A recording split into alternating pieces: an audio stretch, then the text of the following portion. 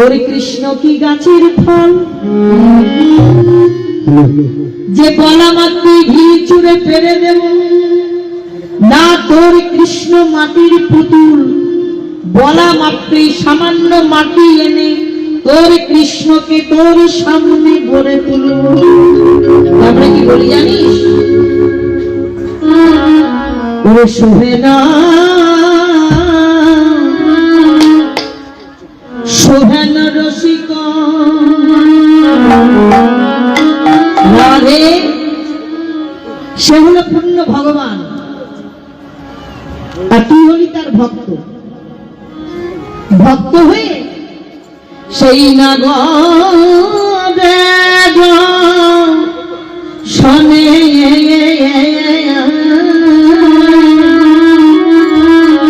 ভগবান মান ভাঙাতে এলো তুই তার সঙ্গে ওরে কত না দিলি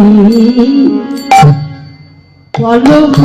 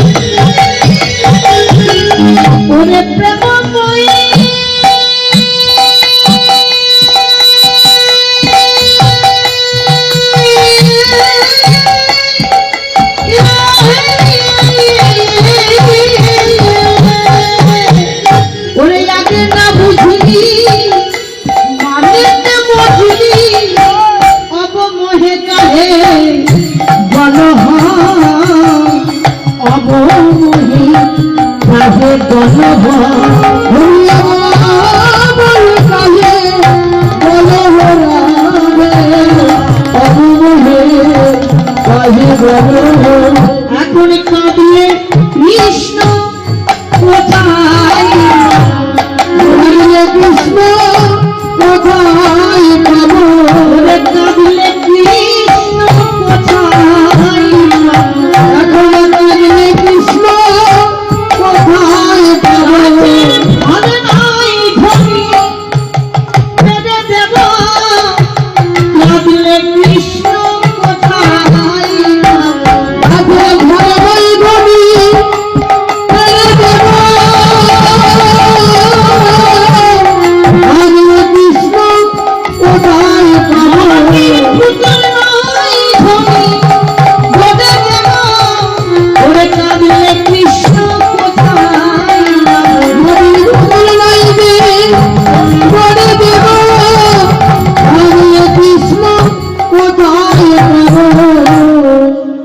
সখীগণে বলল রাধে তুই যার মানে মালিনী, যার গরবে গরবিনী, যার ধনে ধনী, তার সঙ্গে মানে করা উচিত হয়নি।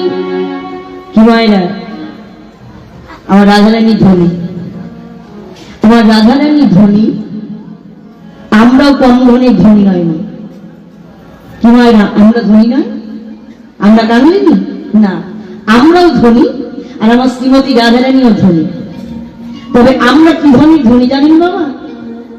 আমরা হলাম দেখবেন মা সামান্য গাড়ি বাড়ি স্বামী ছেলে ধন সম্পদ টাকা পয়সা, আমরা হলাম এইসবের ধনের ধনী। আর বৃন্দাবন বিলাসিনী রায় ব্রজসুন্দরী কি ধনী ধনী জানেন?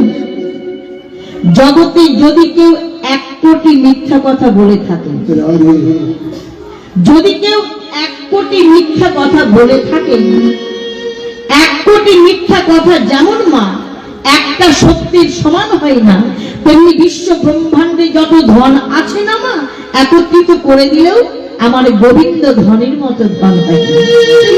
সেই বৃন্দাবন বিলাসিনী রায় ব্রজসুন্দরী আমার গোবিন্দ ধনে ধনী, কৃষ্ণ ধনে ধনী, যে ধন সহজে পাওয়া যায় না, তাই সতীবৃন্দ বললেন, রাধে তুই যার ধনে ধনী তার সঙ্গে মান করা তো মোটেও উচিত হয়।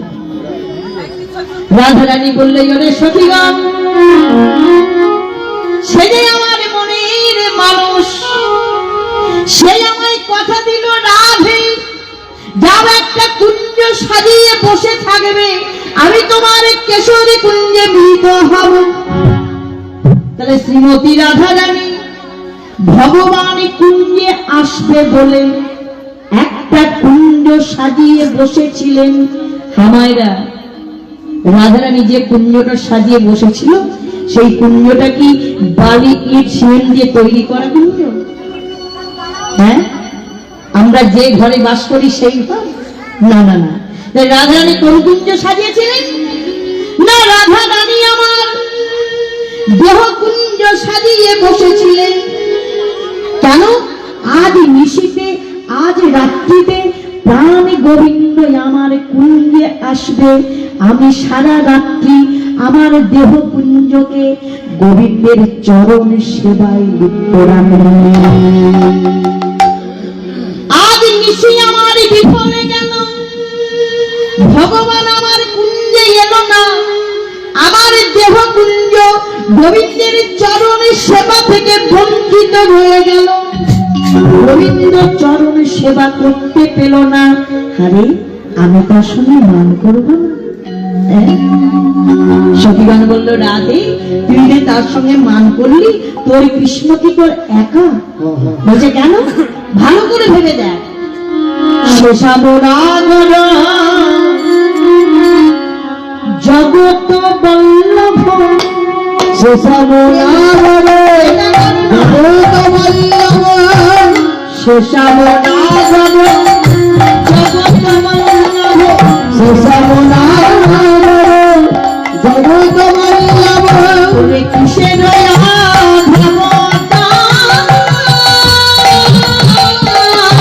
শেষাবরাগর জগত বল্লভ, কিসের অভাব।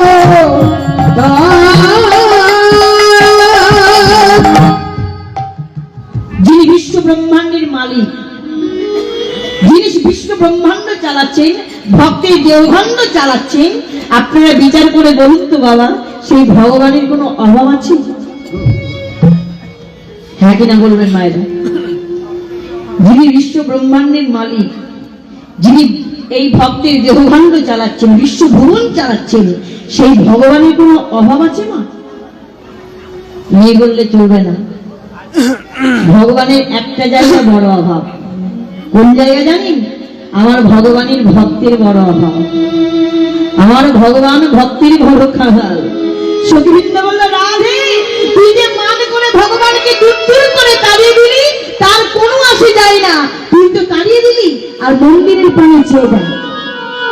তোমার কত কুলবতী সতী দাসী হয়ে আছে,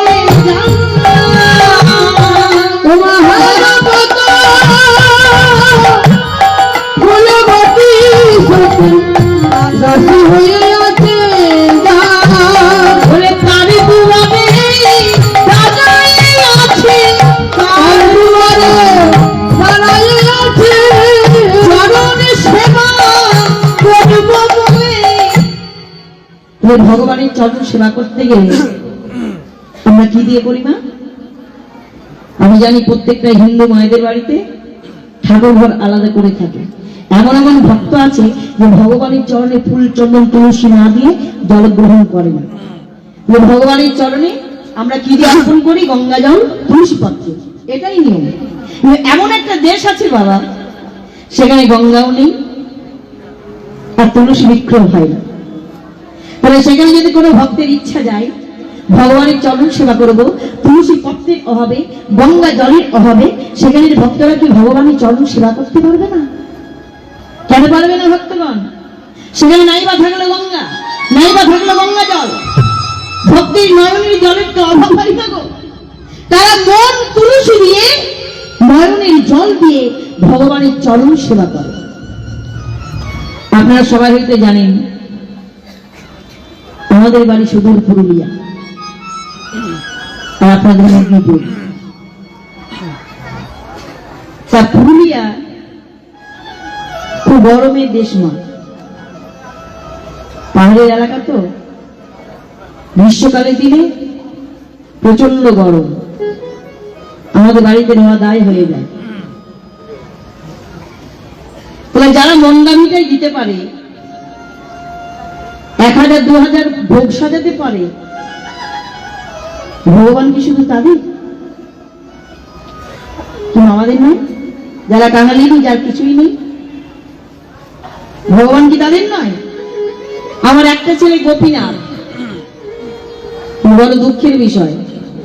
দুঃখের বিষয় কোথায় জানেন? সত্যি কথা, আমার ছেলেকে আমি যখন গোপীনাথ বলে ডাকি, আমার ছেলে আমায় প্রশ্ন করে, মা এই গোপীনাথ নামটা তুমি কেন রেখেছ?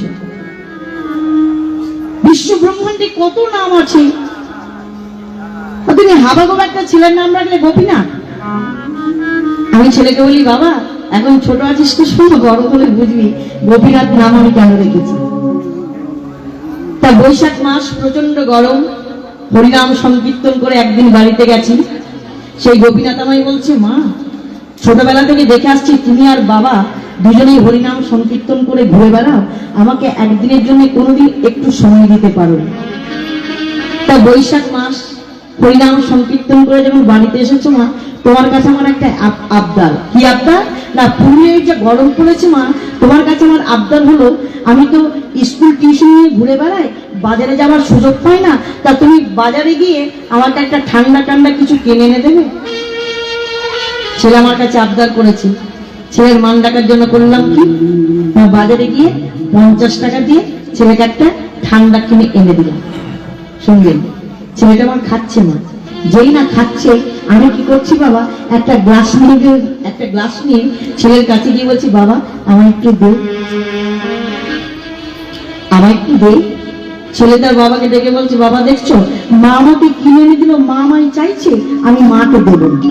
যতবার বলে মাকে দেবো না, ততবার গ্লাসটা নিয়ে গিয়ে বলছি, বাবা আমায় একটু দে। আপনারা বিচার করে বলুন তো মা, আমি ঘরের গিন্নি, আমার হাতে চাবি কাঠি, আমি 50 টাকা দিয়ে ছেলেকে একটা ঠান্ডা কিনে এনে দিতে পারলাম, তা হামাইরা আমি একটা বাজার থেকে কিনে এনে খেতে পারতাম না? কি গো, পারতাম না? পারতাম। আমার মনের স্বাদ, মনে আশা, ছেলে যদি আমাকে ভালোবেসে এইটুকু দেয়, এটাই ছেলের কাছে আমার বড় পাওয়া। ভগবান আমার বলেছেন, আমার কাঙালি ভক্ত আমাকে নৈবেদ্য দিতে পারবে না, 1000 টাকা ভোগ সাজিয়ে দিতে পারবে না। সেই কাঙালিনী ভক্তের জন্য আমি, তারা আমাকে কিছু দেখে না দিই, যদি 2 ফোঁটা নয়নের জল দিয়ে দুটো আমাকে নকুল দেওয়া, এটাই ভক্তির কাছে আমার বড় পাওয়া। ভক্তরা যায় ভগবানের দরজায় থেকে চাইবার জন্য, আর পূর্ণ ভগবান হয়ে তোর মতো ভক্তের দ্বারে এলো মান ভিক্ষা চাইবার জন্য, ধরি মানটাকে বড় করে বসে থাকে। ভগবানকে বুদ্ধুর করে তাড়িয়ে দিই। রাধারানী বললো, আমি বিশ্বাস করি না। কি বিশ্বাস করিস না? না, ভগবান আমার কাছে এসেছিল, আমি এটাই বিশ্বাস করি না। সতীমান বলল, রাধে তাহলে আমরা কি মিথ্যা বলছি? মিথ্যা যদি বলছি ধরি, মিথ্যা কিন্তু তোর কাছে শিখেছি। কেন না, তুই যা বলাস আমরা তাই বলি, যা করাস তাই করি, যে পথে চলাস আমরা সেই পথে চলি। ওরে না, ভগবান কোনদিন মিথ্যাবাদী নয়, সে মিথ্যার বাদী।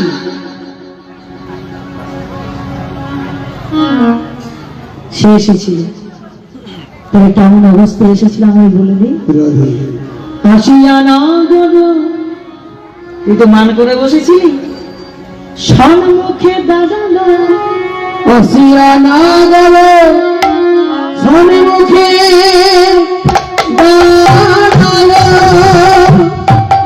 আসিয়া না গো, তোর সম্মুখে দাঁড়ালো, আসিয়া না গো, সম্মুখে দাঁড়ালো। কেমন করে দাঁড়াবে জানিস? তোর কাছে অপরাধ করেছে বলে। সন্ধ্যাবেলা আসার কথা, সারা রাত চলে গিয়ে ভোরের বেলা তোর কুঞ্জি এসেছে বলে নিজেকে অপরাধী মনে করে কেমন ভাবে দাঁড়ালো জানিস? বলে পিতা